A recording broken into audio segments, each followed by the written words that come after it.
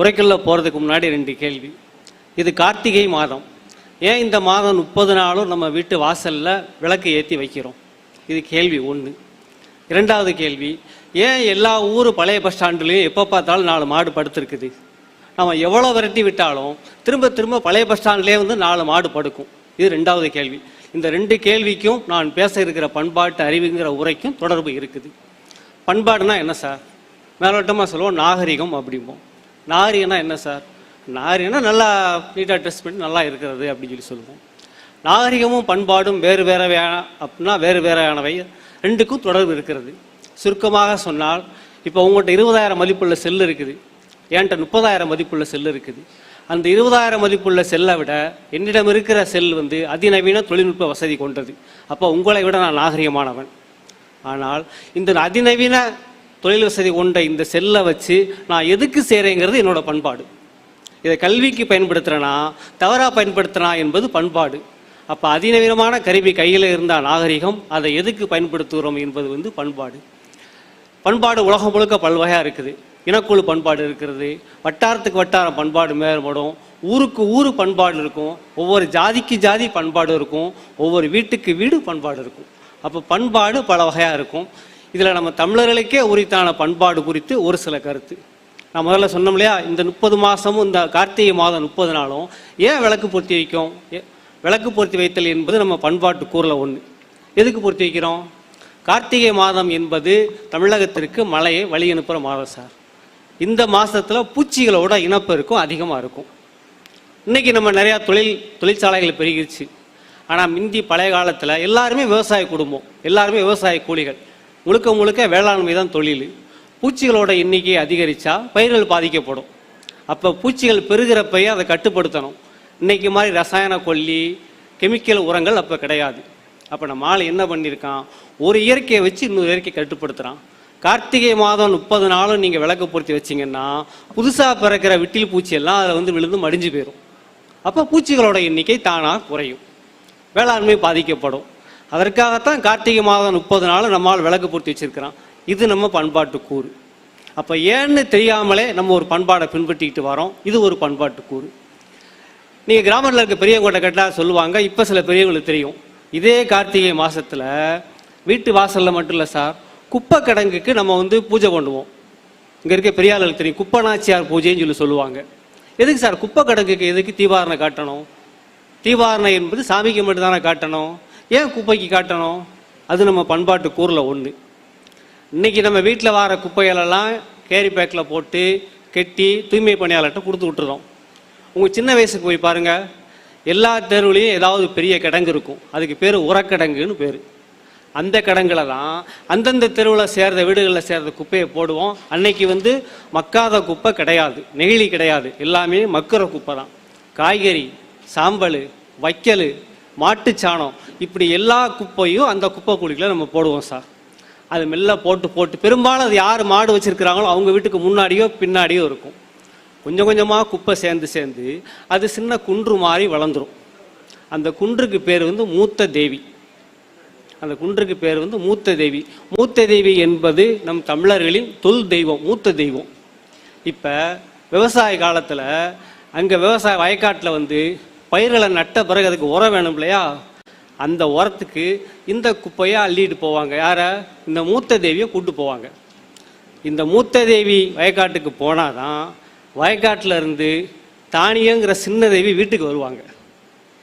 இப்போ நான் பழமொழி சொல்கிறேன், மூதேவி போன அழகு, சீதேவி வந்த அழகு. அதுதான் சார். மூதேவி என்பது அழுக்கு சோம்பல் மடி இல்லை சார், நம்ம சேகரித்து வச்சுக்கிற உரக்கிடங்கு. இந்த மூத்த தேவி வயக்காட்டுக்கு போனால் தான் சின்ன தேவிங்கிற தானிய வீட்டுக்கு வருவாங்க. அந்த பழமொழிய அர்த்தம் மூதேவி போனால் நல்லது, சீதேவி வந்தால் நல்லதுன்னு சொல்கிறோம். அப்போ ஒரு பண்பாட்டை ஏன் காரணம் தெரியாமல் விளக்கு பொருத்தி கொண்டாடிக்கிட்டு இருக்கிறோம், ஒரு பண்பாட்டை ஏன் தெரியாமலே தவறாக பொருத்தி நிப்பாட்டி வச்சுருக்கிறோம். இன்னொரு விஷயம், தீர்த்தவாரி. கோயில்களில் தீர்த்தவாரி நடத்துகிறோம். நம்ம எதுக்கு சார் தீர்த்தவாரி நடத்துகிறோம்? தீர்த்தவாரினா என்ன அப்படின்னா தெரியாதவங்களுக்கு சொல்கிறேன். அந்த ஊர் குளம் நிறைஞ்ச உடனே அந்த ஊரில் இருக்கிற சாமியை உற்சவரை கொண்டு அந்த குளத்தில் குளிப்பாட்டி திரும்ப கொண்டு போய் கோயிலுக்குள்ளே வைப்பாங்க. இதுக்கு பேர் தீர்த்தவாரி. எதுக்கு தீர்த்தவாரி சார் நம்ம வச்சான்? ஏன் அப்படின்னா உண்மையிலே தீர்த்தவாரி என்பது எங்கே நடக்கிறோன்னா கடமடை பகுதி ஏதோ அங்கே தான் தீர்த்தவாரி நடக்கணும். கடைமடைனா ஆறு மேற்கு உற்பத்தியாகி ஓடி கடலில் கிடக்குது இல்லையா, கடலில் எந்த இடத்துல கலக்குதோ அந்த இடத்துல எந்த ஊர் இருக்கோ அந்த ஊரில் எந்த சாமி இருக்கோ அந்த சாமிக்கு தான் தீர்த்தவாரி நடத்தணும். ஏன் சார் நடத்துகிறோம் அப்படின்னா, இன்னைக்கு இருக்கிற மாதிரி தகவல் தொடர்பு சாதனங்கள் அன்னைக்கு கிடையாது.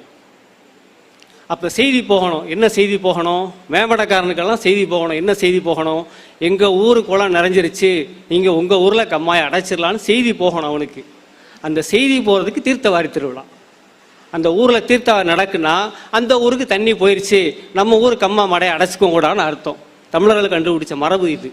அப்படி ஒரு பண்பாட்டு கூற நம்ம பின்பற்றிக்கிட்டு இருக்கிறோம். இப்படி நீங்கள் எந்த விஷயத்தை எடுத்தாலும் பண்பாட்டை விட்டு நம்ம பிரிக்க முடியாது. அதனால்தான் பண்பாட்டு அறிவு என்று நாம் இன்று பேச நேர்ந்திருக்கிறது. இன்னொரு விஷயம், எப்போ நவீன சிந்தனை வளர வளர, புதிய புதிய கருவிகள் வளர வளர ஒரு பண்பாடு காலியாகும், புதிய பண்பாடு உள்ளே வரும். இப்போ ஒரு கேள்வி சார், ஒரு 30 ஆண்டுகளுக்கு முன்னாடி நம்மளோட சின்ன வயசில் வெள்ளி செவ்வாயில் தெருவுக்கு 2 வீட்டில் கோடாங்கி அடிச்சுக்கிட்டு இருப்பாங்க, பேய் பிடிச்சிருக்குன்னு சொல்லி. அந்த கோடாங்கி சத்தத்தை கேட்கறதுக்கே நமக்கு பயமாக இருக்கும், ஈரக்குளம் நடுங்கும். இப்போ எங்கேயாவது கோடாங்கி அடித்து அதாவது கேட்குமா? இல்லை. ஏன்? எல்லா பேயும் செத்து போச்சு சார். எப்படி செத்தது? கோடாங்கி அடித்தே சாவஷ்டமா? நம்ம சாமிகளாக சேர்ந்து பேய்களை கொன்றுச்சா? பேய்களை கொன்ன யார் தெரியுமா சார்? பேய்களை கொன்னது வந்து முழுக்க முழுக்க ஈபி டிபார்ட்மெண்ட்காரங்க சார். மின்சார வாரியம் தான் பேய்களை கொண்டாங்க. என்னைக்கு தெருவில் கரண்ட் கம்பி நட்டு தெரு விளக்கு எரிய ஆரம்பிச்சோ அன்னைக்கு பேய் செத்து போச்சு சார். ஏன்னா இருட்டு தான் மனுஷனுக்கு பயம். அப்போ ஒரு மின்சார கருவி உள்ள வருது, ஒரு பண்பாடு காலியாகுது. அப்படி சில பண்பாடு நம்மை விட்டு பிரிந்திருக்கிறது. இப்படி வாழ்வின் எல்லா கட்டத்தில் வந்து நம்ம பண்பாடோடு தான் பின்னி பிணைஞ்சிருக்கிறோம். அப்போ என்ன அப்படின்னா, மலைவாழ் மக்கள் எடுத்துக்கிடுவோம். அவங்கள்ட்ட அதிநவீன கருவி இருக்காது, நாகரிகமான மனிதர்களாக இருக்க மாட்டாங்க, ஆனால் பண்பாட்டில் உயர்ந்திருப்பாங்க. நம்ம நகரத்துக்குள்ளே இருப்போம், அதிநவீன கருவி வச்சுருப்போம், நல்லா படிச்சிருப்போம், ஆனால் பண்பாடு இல்லாமல் இருப்போம். அப்போ பண்பாடு என்பது படிப்பால் வருவதல்ல. ஒவ்வொரு சமூகமும் அந்தந்த காலகட்டத்தில் அந்த எல்லாரும் ஏற்றுக்கிறது ஏதோ, எல்லாருக்கும் நல்லது ஏதோ, அதை பண்பாடுன்னு வச்சுருக்கிறோம். நம்மகிட்ட இன்னொரு விஷயம் உண்டு உங்களுக்கு. எல்லா ஊர்லேயும் பாருங்க, எந்த ஊர்னாலும் போய் பாருங்கள், ஊரை காக்கிற அம்மன் கோயிலில் வடக்க பார்க்க தான் இருக்கும். பெருந்தெய்வ கோயிலை விட்டுருங்க, மதுரை மீனாட்சி, காஞ்சி காமாட்சி அவங்கள விட்டுருவோம், அவங்களாம் பெருந்தெய்வங்கள். ஊரை காக்கிற பத்ரகாளி அம்மன், மாரியம்மன் கோயிலெலாம் வடக்க பார்க்க தான் இருக்கும். ஏன்? அது நம்ம பண்பாடு சார், அது ஒரு பண்பாட்டு கூறு. ஏன்னா தமிழகத்திற்கு ஆபத்து என்பது தெற்கிருந்து வராது. ஏன்னா தெற்க 3 புறமும் கடல். ஆபத்து வந்தால் வடக்கிருந்து தான் வரணும்னு சொல்லி நம்ம முன்னோர்கள் கணிச்சிருக்கான். அப்போ வடக்கிருந்து வருகிற ஆபத்தை அம்மன் எதிர்கொண்டு இந்த ஊரை காக்கணுக்காகத்தான் ஊரை காக்கிற அம்மனால் வடக்க வாக்க வைக்கணும் நம்ம. அதனால தான் அம்மனுக்கு பேர் வடக்கு வாசெல்வின்னு பேர். இப்படி நீங்கள் வாழ்வின் எந்த நுட்பத்தை எடுத்தாலும் பண்பாட்டிலிருந்து நம்ம பிரிக்க முடியாது. இன்னொரு முக்கியமான பொருள் சார், உப்பு. இன்றைக்கி நம்ம எல்லாம் மாவட்ட ஆட்சியர் கூட இருக்கிறாங்க. இன்றைக்கி நம்ம எல்லாம் கூடி தீர்மானம் போட்டு இனிமேல் எங்கள் விருதுநகர் மாவட்டத்திற்கு எந்த பொருளும் வேறு மாவட்டத்திலேருந்து வர வேண்டாம், எங்கள் மாவட்டத்துக்குள்ளே விளையிற பொருளை வச்சு, இங்கே விளையிற தொழிற்சாலையை வச்சு நாங்கள் வாழ்ந்துக்கிறோம்னு முடிவு எடுத்துட்டால் நிச்சயம் வாழ்ந்து விடலாம். ஆனால் ஒரு பொருள் மட்டும் விட மாட்டேன் இல்லை சார், அந்த பொருள் வெளியேருந்து தான் வரணும். உப்பு. உப்பு சமவெளியில் மக்கள்கிட்ட கிடையாது, கடற்கரையிலேருந்து தான் வரணும் அந்த காலத்தில். அதனால தான் அந்த காலத்தில் உப்பு தான் செல்வம், உப்பு தான் பண்டமாட்டு பொருள். அதனால தான் பால் காய்ச்சிற வீட்டுக்கு நீங்கள் உப்பு கொண்டு போகிறீங்க. காரணம் இல்லாமல் உப்பு கொண்டு போகல, எல்லாம் உப்பு தான் அளப்பரிய செல்வம் மனிதருக்கு. அதனால உங்கள் வீட்டில் செல்வம் குவியட்டும் என்பதற்காகத்தான் பால் காய்ச்சிற வீட்டுக்கு உப்பு கொண்டு போகிறோம். நம்ம துக்க வீட்டில் 3ஆவது நாள் உப்பு இல்லாமல் சமைக்கிறோம். எதுக்கு சார்? அங்கே உப்பு செல்வம், அதனால கொண்டு போகிறோம். துஷ்டி வீட்டில் எதுக்கு சார் 3ஆவது நாள் உப்பு இல்லாமல் சமைக்கணும்? உப்பு ஒரு உரம் செல்வம் எப்படி என்பது உண்மையோ, உப்பு ஒரு உரம் உறவின் தொடர்ச்சி. உப்பு என்பது அன்பின் குறியீடு. அதனால தான் உப்பிட்டவரை உள்ளளவு நிலைன்னு நம்மகிட்ட பழமொழி இருக்குது. நீங்கள் ஒருத்தர் நமக்கு உப்பு இல்லாமல் சாப்பாடு போடுறாங்கன்னா இனிமேல் உனக்கு எனக்கு உறவு இல்லைன்னு அர்த்தம் சார் தமிழர் பண்பாட்டில். அப்போ நம்ம செத்து போனவங்களுக்கு என்ன சொல்கிறோம்னா, ஐயா இறந்து போனவரே, இன்றோடு உங்களுக்கும் எங்களுக்கும் உறவு முடிந்தது, இனி நீங்கள் இங்கு வரக்கூடாது, உங்கள் உலகம் மேல் உலகம், நீங்கள் போய் அங்கே போகணும், இனிமே நீங்கள் வரக்கூடாது. அந்த உறவு அறுபடுவதன் அடையாளமாகத்தான் உப்பு இல்லாமல் படையல் படைக்கிறோம் நம்ம அவங்களுக்கு. அப்போ நம்ம பின்பற்றுகிற எல்லா விஷயங்களிலும் ஒரு பண்பாட்டு கூறி பின்னாடி இருந்துக்கிட்டே இருக்கு சார் உங்களுக்கு.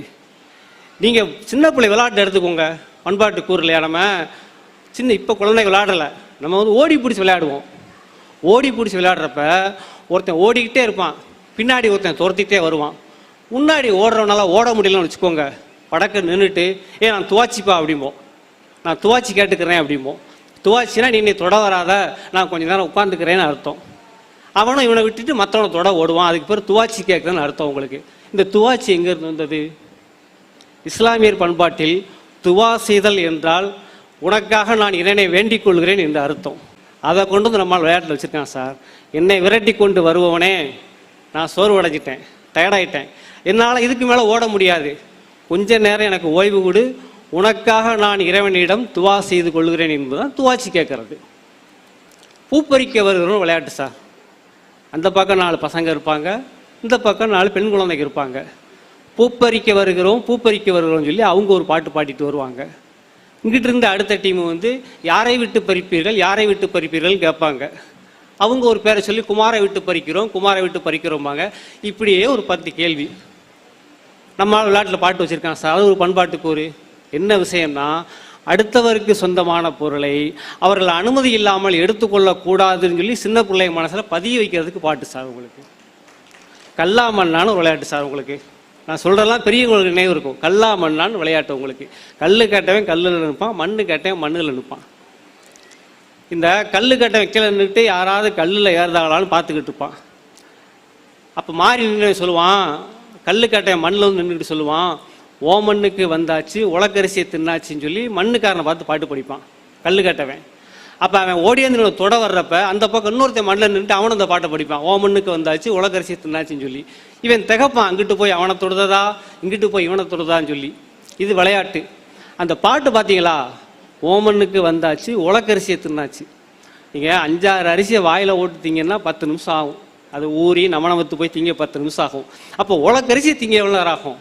அவ்வளவு நேரமாக உன் மண்ணில் நின்று கொண்டிருக்கிறேன்னு அர்த்தம். அதுக்கு பின்னாடி என்னன்னா, உனக்கு சொந்தமான தாய்மண்ணை ஒரு நிமிடம் கூட அடுத்தவரை அபகரிக்க விடாதே. அதுதான் சார் அந்த பாட்டுக்கு பொருள். எல்லா விளையாட்டும் முடிஞ்ச பிறகு பாட்டு பாடுவோம். யாருக்காவது ஞாபகம் இருக்கா? அவங்கவுங்க வீட்டுக்கு அவரைக்காய் சோத்துக்கு, இருக்க வீட்டுக்கு முருங்கைக்காய் சோத்துக்கு, பக்கத்து வீட்டுக்கு பாகக்காய் சோத்துக்கு, கடைசியாக புள்ளப்பத்த வீட்டுக்கு புளியங்காய் சோத்துக்குன்னு அந்த பாட்டு முடியும். நம்மளோட எல்லா விளையாட்டுமே பாட்டுகளோட தான் இருந்திருக்கு. பாட்டு இல்லாமல் விளையாட்டு இருந்ததில்லை. ஏன் அப்படி ஒரு பாட்டை வச்சுருக்கான் அப்படின்னா, விளையாண்டு களைத்த உடம்புக்கு காய்கறிகள் நல்லது. குழந்தைங்க மனசில் பதிய வைக்கிறோம். நம்ம அவரைக்காய் தின்னு, பாகக்காய் தின்னு, முருங்கைக்காய் தின்னு சொல்லி. கடைசி வரை பாருங்க, புள்ளப்பத்த வீட்டுக்கு புளியங்காய் சோத்துக்கு. ஏன்னா புள்ளப்பத்த வீட்டில் புள்ளத்தாச்சிக்கு வந்து வாய் வந்து உப்பா நமனமப்பாவே இருக்கும், உரப்பா உப்பா திங்கணும் போல் ஆசையாக இருக்கும். அதனால் புள்ளத்தாச்சி பெற்ற வீட்டில் மட்டும் புள்ளப்பத்த வீட்டில் மட்டும் ஒரு 10 நாளைக்கு புளிச்சோராக பொங்குவாங்க நம்ம ஆளுங்க. அதனால தான் புள்ளப்பத்த வீட்டுக்கு புளியங்காய் சோத்துக்கு. உங்கள் வீட்டில் மட்டும் புளியங்காய் சோறு தாண்டா, அதை போய் நீங்கள் சாப்பிட்டு வாங்கடா அப்படின்னு சொல்லி சொல்லுவாங்க. இப்படி தான் சார் நம்ம பண்பாட்டு கூறுகள் நம்மோட பின்னி பின்னி பின்னி பிணைஞ்சிருக்குது. இப்போ நான் முதல்ல கேட்ட கேள்விக்கு வரேன். ஏன் எல்லா ஊர் பஸ் ஸ்டாண்ட்லேயும் மாடுகள் படுத்திருக்கு? குறிப்பாக பழைய பஸ் ஸ்டாண்டுகளில், பழைய பஸ் ஸ்டாண்டு இல்லைனா ஊரோட முக்கிய சந்தைகளில் இப்படி மாடுகள் படுத்திருக்கும். என்னென்னா, இன்னைக்கு நமக்கு அது பழைய பஸ் ஸ்டாண்டு சார். ஆனால் மாட்டுக்கு வந்து அதோட பழைய மந்தை 100 ஆண்டுகளுக்கு முன்னாடி அந்த மாட்டோட அம்மா, அந்த மாட்டோட அம்மம்மா, தாத்தா பாட்டி மாடுகள்லாம் அங்கெல்லாம் மேய்ஞ்சி தின்னு இளைப்பாரி இருக்கு. நம்ம இன்னைக்கு அதில் போய் பஸ் ஸ்டாண்டை கட்டிக்கிட்டு பஸ் ஸ்டாண்டுக்குள்ளே மாடு வருதுன்னா மாட்டுக்கு சொந்தமான இடத்துக்கு மாடு வரத்தானே சார் செய்யும். 100 ஆண்டுகள் கழித்தாலும் நீங்கள் இதே விஷயம் தான் சார் யானைக்கு. நீங்கள் 1000 ஆண்டுகளுக்கு முன்னாடி யானை இந்த பக்கம் நடந்து போகுதுன்னா 1000 ஆண்டுகள் கழித்து யானையோட குட்டியோட குட்டி இதே பாதையில் தான் வரும். நீங்கள் அந்த பாதையில் வீட்டை கட்டிக்கிட்டு நம்ம என்ன போடுறோம், ஊருக்குள் யானை புகுந்தது. நான் குழந்தைகிட்ட கேட்பேன், நீங்கள் செய்தியை மாற்றி பாருங்கள், காட்டில் இருக்க விலங்குகள்லாம் பேப்பர் நடத்தினா இந்த செய்தி அதில் எப்படி வரும் அப்படின்னா குழந்தைகள் சொல்லுவாங்க. என்ன சொல்லுவாங்கன்னா, யானைகளின் வழியில் மனித குரங்குகள் அட்டகாசம். காட்டில் உள்ள ப்ளீஸ் பேப்பரில் அப்படி செய்தி வருமா?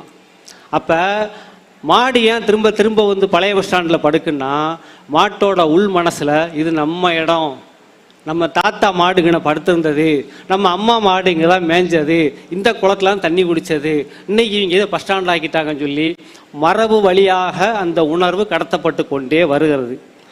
ஐந்தறிவுள்ள மாட்டுக்கே கடத்தப்படுதுன்னா நம்ம மனசுக்குள்ளே நம்ம செய்கிற ஒவ்வொரு செயலுக்கும் பின்னாடி நம்ம முன்னோரின் பண்பாட்டு உணர்வு வந்து நகண்டு நகண்டு நகண்டு நகண்டு வந்திருக்கு சார். அதனால் நீங்கள் எதை செய்தாலும் உங்களை வந்து பண்பாட்டிலிருந்து நம்மளை வந்து பிரிக்க முடியாது. சரி, அப்போ முன்னோர்கள் வச்ச எல்லாற்றையுமே பின்பற்றிடலாமா?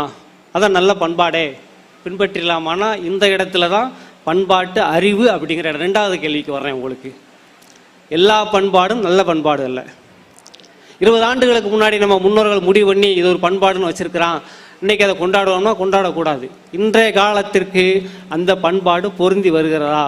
100 வருஷத்துக்கு முன்னாடி ஜாதி நல்லா இருந்திருக்கலாம், 100 வருஷத்துக்கு முன்னாடி ஏற்றத்தாழ்வு நல்லா இருந்திருக்கலாம், 100 வருஷத்துக்கு முன்னாடினா பெண்கள் படிக்காத நல்லா இருந்திருக்கலாம். அன்னைக்கு நம்ம முன்னோர்கள் அதை நினச்சி அதை கடைப்பிடிச்சிருக்கிறாங்க. ஆனால் இன்னைக்கு பொருந்தாது. அப்போ பொருந்தாத பண்பாட்டை தூக்கி எறிவது பண்பாட்டு அறிவு. இன்றைக்கி நம்ம மேடையில் இப்போ இன்னைக்கு ஒரு உலகம் முழுவதும் பொதுவான பண்பாடு எடுத்துக்கிட்டோம்னா, வயதில் மூத்தவர்களை மரியாதையுடன் பேச வேண்டும், கர்ப்பிணிகள் வந்தால் பேருந்தில் இடம் கொடுக்கணும், இப்படி இதெல்லாம் உலகத்துக்கே உரித்தான பொதுவான பண்பாடுகள். நீங்கள் ஒரு ஜாதி குறித்த பண்பாடுகள் இருக்குது, வட்டார பண்பாடு இருக்குது, உணவு பண்பாடு இருக்குது சார். உணவு பண்பாடு இருக்குது. நீங்கள் சில பகுதிகளில் கீரை கடையிறப்ப பெருங்காயம் போடுவாங்க, சில பகுதிகளில் பெருங்காயம் போட மாட்டாங்க. அது காரணம் சொல்லுவாங்க, நீங்கள் தாய்மார்கள்ட்ட சொல்லுவாங்க. அப்போ ஒவ்வொரு உணவு பண்பாடு இருக்குது. என்னுடைய ஒட்டுமொத்த உரையை நான் தொகுத்து நிறைவாக என்ன சொல்ல வர்றேன் அப்படின்னா, எல்லா பண்பாடும் சமமானவை தான். ஒவ்வொரு பகுதியிலையும் ஒவ்வொரு ஊருக்கும் தனித்தனி பண்பாடு இருக்கிறப்ப தேசம் முழுவதும் ஒரே பண்பாடு என்பது சாத்தியம் அல்ல. ஒவ்வொரு பண்பாடும் அவரவருக்கு முக்கியமானது. பண்பாடு என்பது மாறிக்கொண்டே இருப்பது. உங்களுக்கு பண்பாடு நாளுக்கு நாள் மாறிக்கிட்டே. இன்றைக்கி நம்ம கொண்டாடுகிற பண்பாடு இன்னொரு 10 வருஷம் கழித்து அந்த பண்பாடை அடுத்த வர தலைமுறை தூக்கி எறிவாங்க. இது என்ன எந்த பண்பாடை போய் கொண்டாடிக்கிட்டு இருக்கிறாங்க அப்படின்னு சொல்லி தூக்கி எறிவாங்க. அப்போ பண்பாடு என்பது அந்தந்த காலகட்டத்தில் அந்தந்த இனக்குழு அங்கு வாழ்கிற மனிதர்கள் எல்லோருக்கும் உகந்தது எதுன்னு தீர்மானிக்காங்களோ அது அந்த காலத்தின் பண்பாடு. அது மாறிக்கொண்டே இருக்கும். அதுதான் விஷயம், மாறிக்கொண்டே இருக்கும். மாறாத பண்பாடுகள் சில விஷயங்கள் உண்டு. மாறாத பண்பாடுன்னு சொல்லி 1-2 சொல்கிறேனே. உலகில் பசித்தவருக்கு உணவிடுவது மாறாத பண்பாடு. உலகில் ஏற்றத்தாழ்வு இல்லாமல் எல்லாரும் ஒன்றா இருக்கணும்னு நினைக்கிறது மாறாத பண்பாடு. இப்படி சில உலகம் முழுவதும் பொதுவான பண்பாடுகள் உண்டு. மற்றபடி எல்லாமே மாறிக்கொண்டே இருக்கும் பண்பாடுகள் தான் என்று சொல்லி நிறைவாக நான் ஏறும்போது நண்பர் சொன்னார், சார் உங்களோட உரைகளில் கதைகள் அற்புதமாக இருக்கும்னு சொல்லி சொன்னார். அதனால் பண்பாடு சார்ந்த ஒரு சின்ன கதை மட்டும் சொல்கிறேன். ஏன் இன்னைக்கு நம்ம இரவு விடிய விடிய லைட்டு போட்டு எரிக்கிறோம். ஆனால் நம்மளோட சின்ன வயசில் அப்பா அம்மா என்ன சொல்லுவாங்கன்னா 10 மணி ஆனால் லைட்டு அமர்த்தும்பாங்க, விளக்கு நாச்சியால் குளிர வையும்பாங்க, அரிக்கன் விளக்க. ஏன் 10 மணிக்கு ஏன் குளிர வைக்கணும் விளக்கு நாச்சியால்? ஏன்னா ஒரு கதை இருக்குது, நம்மகிட்ட பண்பாடு சார்ந்த கதை இருக்குது. 10 மணிக்கு பின்னாடி எல்லா வீட்டில் இருக்க விளக்குகளும் ஊரு கம்மாய்க்குள்ளே போய் விளக்கு நாச்சியார் சபை கூடும் சார். விளக்கு நாச்சியார் சபை கூடி இருக்குது. கம்மாக்குள்ளே போய் எல்லா வீட்டு அரிக்கன் விளக்கும் சபை போடுவாங்களாம். என்னன்னைக்கு நடந்ததை பற்றி பேசுவாங்களாம். அப்படி ஒரு நாள் சபை கூடுறப்ப ஒரு வீட்டிலேருந்து ஒரு விளக்கு மட்டும் வரல. ஒரு வீட்டிலேருந்து குறிப்பிட்ட வீட்டிலேருந்து ஒரு விளக்கு வரல. மறுநாள் அது வந்திருக்கு. அப்போ எல்லா வீட்டு விளக்கும் சேர்ந்து அந்த விளக்கிட்ட கேட்டிருக்கு, நேற்று நீ ஏன் வரல அப்படின்னு காரணம் கேட்டிருக்கு. அப்போ அந்த வீட்டு விளக்கு சொல்லிச்சான், அந்த கதையை ஏன் கேட்க, நேற்று என் வீட்டு பாதவத்தியும் அந்த பாதவத்தி புருஷனும் சேர்ந்து இன்னி விடிய விடிய தூங்க விடாமல் கையோடு கொண்டு போய் பக்கத்து தோட்டில் அவனுக்கு தெரியாமல் இருக்க காய்கறிலாம் கலாண்டு மூட்டை கட்டிக்கிட்டு இருந்தாங்க, என்னையும் தூங்க விடலை அவங்களும் தூங்கலைன்னு அந்த விளக்கு சொல்லியிருக்கு. இதை கேட்டுக்கிட்டு இருந்த மற்ற விளக்குகள்லாம் போய் அவரவர் வீடுகளாக மறுநாள் சொல்லியிருக்கு, இந்த மாதிரி நேற்று அந்த வீட்டில் நடந்ததான்னு சொன்ன பிறகு அதற்கப்புறம் விஷயம் எல்லாருக்கும் பரவி அவங்களுக்கு தண்டனை கிடைச்சிருக்கு. அதனால தான் விளக்கு நாச்சியா முன்னாடி திருடக்கூடாது, விளக்கு நாச்சியா முன்னாடி பொய் சித்தியம் செய்யக்கூடாதுங்கிற மரபு நம்மகிட்ட இருந்திருக்குது. இப்படி கதைகளின் வழியாக நாம் பண்பாட்டை கடைபிடிக்கிறோம். கார்த்திகை விளக்கு பொறுத்ததின் மூலமாக ஏன்னு தெரியாமல் நம்ம முன்னோர் கடைபிடித்த ஒரு பண்பாட்டை கடைபிடிக்கிறோம்.